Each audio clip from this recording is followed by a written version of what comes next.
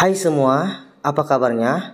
Saya akan lanjut menceritakan kisah Aura sang Casanova, bab 98, obat bius. Di perusahaan Amidamak, tim dari perusahaan Handleader sedang mengadakan rapat di perusahaan Amidamak.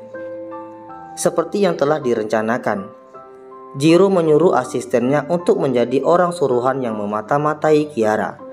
Dan tepat pada hari ini, Kiara memang sudah selesai ujian sekolah. Jiro kembali menyuruh Kiara untuk mengunjunginya ke kantor. Dengan didampingi oleh Lim, Kiara masuk ke sebuah gedung bertingkat tersebut. Jim yang tidak lain asisten dari Tuan Yoshi pun sudah berhasil membayar salah seorang karyawan dari perusahaan Jiro untuk memulai aksinya. Tuan Jiro memerintahkan Anda untuk menemuinya di ruang rapat.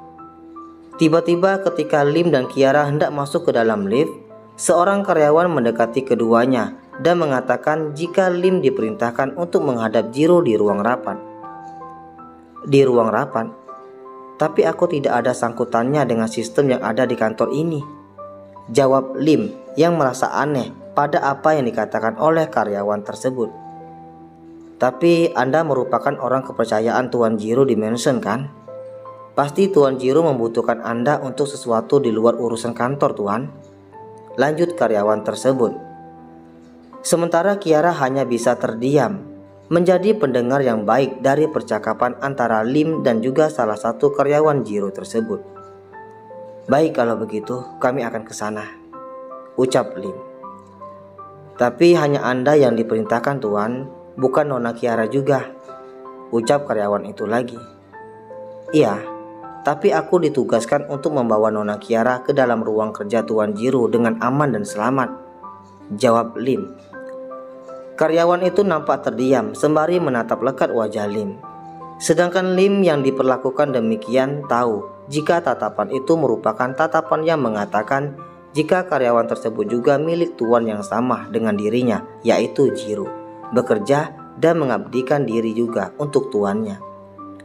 Lim pun merasa tidak enak oleh tatapan karyawan tersebut.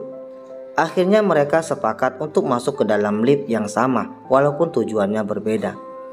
Kiara diantar oleh karyawan tersebut ke lantai paling atas, sementara Lim satu lantai di bawahnya. Antar dia dengan baik, ucap Lim kepada karyawan tersebut. Dan Nona, jaga diri baik-baik juga. Jangan keluar dari ruang kerja Tuan Jiro ketika Tuan Jiro belum masuk, lanjut Lim memberikan saran sekaligus perintah kepada Kiara. Sahur Kiara dengan jengah. Kiara sudah bisa menebak apa yang terjadi ketika dirinya diperintahkan oleh Jiro untuk mengunjunginya ke kantor. Namun begitu tetap saja walaupun Kiara merasa masih kesal, namun Kiara juga mempunyai rasa sayang juga pada Jiro. Walau perasaan itu belum 100% untuk Jiro, karena masih ada nama Excel juga di sana yang menjadi sosok yang dia kagumi. Tenang saja Tuan, aku juga bekerja di sini untuk Tuan Jiro, sahut karyawan tadi. Lim pun mengangguk percaya karena yakin semuanya akan aman. Apalagi saat ini Kiara juga sedang berada di kawasan perkantoran milik tuannya yang dilengkapi dengan banyak CCTV. Setelah Lim keluar dari lift, Kiara hanya diam saja sampai akhirnya pintu lift kembali terbuka dan tiba-tiba sebuah tangan sambil membawa sapu tangan membekam mulutnya. Iya, Kiara dibius sementara oleh karyawan tersebut. Karyawan suruhan dari asisten Jim yang merupakan suruhan dari Tuan Kiyoshi yang saat ini sedang meeting dengan tim perusahaan Amidamak yang dipimpin oleh Jiro. Maaf Nona, aku tidak bermaksud menyakitimu, ucap karyawan tersebut. Sebelumnya pria itu sudah mematikan CCTV di lantai paling atas untuk melancarkan aksinya agar tidak diketahui oleh tuannya. Dengan memakai sarung tangan, pria yang membius Kiara tadi lalu mengeluarkan gunting dan kantong plastik. Diguntingnya bagian rambut Kiara dan dimasukkannya ke dalam plastik klip yang sudah dipersiapkan. Karena waktu penghentian CCTV hanya kurang dari 5 menit, maka karyawan itu terlihat terburu-buru. Saking terburu-burunya, akhirnya pria itu meletakkan Kiara di sofa bagian depan ruang kerja Jiro. Sehingga dengan tatapan awam, Kiara terlihat seperti sedang tertidur pulas karena tidak ada bekas cacat sama sekali darinya.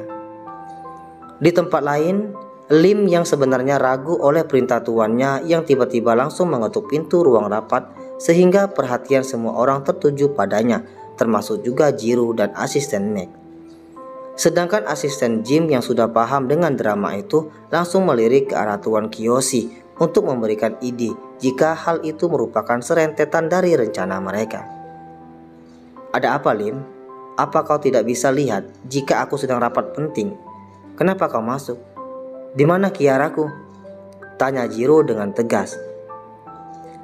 Mendengar ketegasan Jiro kepada Lim, Tuan Kiyoshi merasa tidak tega jika ada orang lain yang terkena imbas dari drama yang sengaja dimainkannya itu. "Tuan Jiro, aku yang menginginkannya," ucap Tuan Kiyoshi yang langsung membuat Jiro yang tadinya memarahi Lim karena dirasa kurang sopan, kini menatap ke arah pria parubaya yang menawarkan tawaran menggiurkan untuknya. "Anda menginginkannya?" tanya Jiro. "Iya, aku bertemu dengan beberapa karyawanmu di bawah. Jika kau memiliki kepala keamanan yang dipercaya mengantar putrimu ke sekolah. Dan belakangan ini, putriku seperti diganggu oleh salah satu preman di sekolahnya. Dan kebetulan, sekolah putrimu sama dengan putriku. Aku meminta bantuan kepadanya untuk mengawasi juga apa yang terjadi pada putriku." "Yah, maklum saja Tuan Jiro. Sopir sekolah anak-anak kita sudah lumayan tua dan tidak bisa terlalu diandalkan. Namun aku tidak tega untuk menghentikannya bekerja," ucap Tuan Kiyoshi dengan ramah. Keramahan dari Tuan Kiyoshi dapat meluluhkan hati Jiro. Walau Jiro merasa ada hal yang mengganjal, pikirannya lalu teringat dengan Kiara yang mana Lim lah yang dipercaya untuk menjaganya. "Kiara," lirihnya, namun masih terdengar di telinga Tuan Kiyoshi.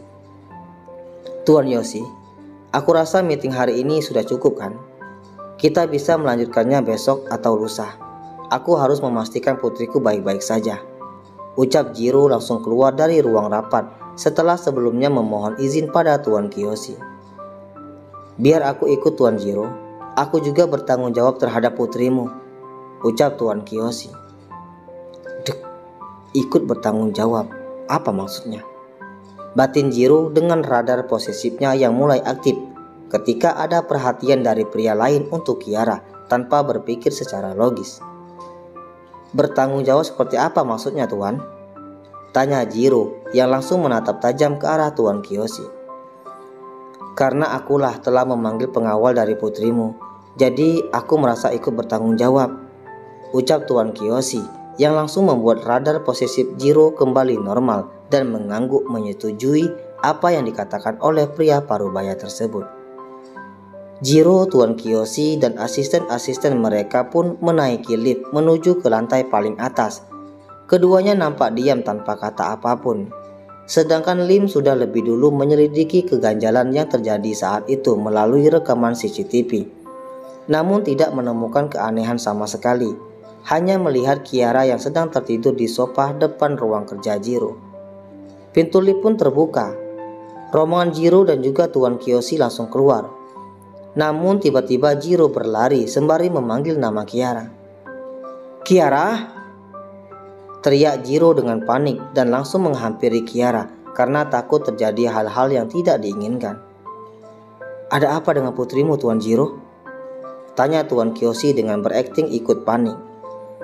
Jiro pun memeriksa semua dari Kiara dan memastikan jika Kiara hanya tertidur saja tanpa mengetahui jika gadis itu berada dalam kendali obat bius suruhan asisten Jim.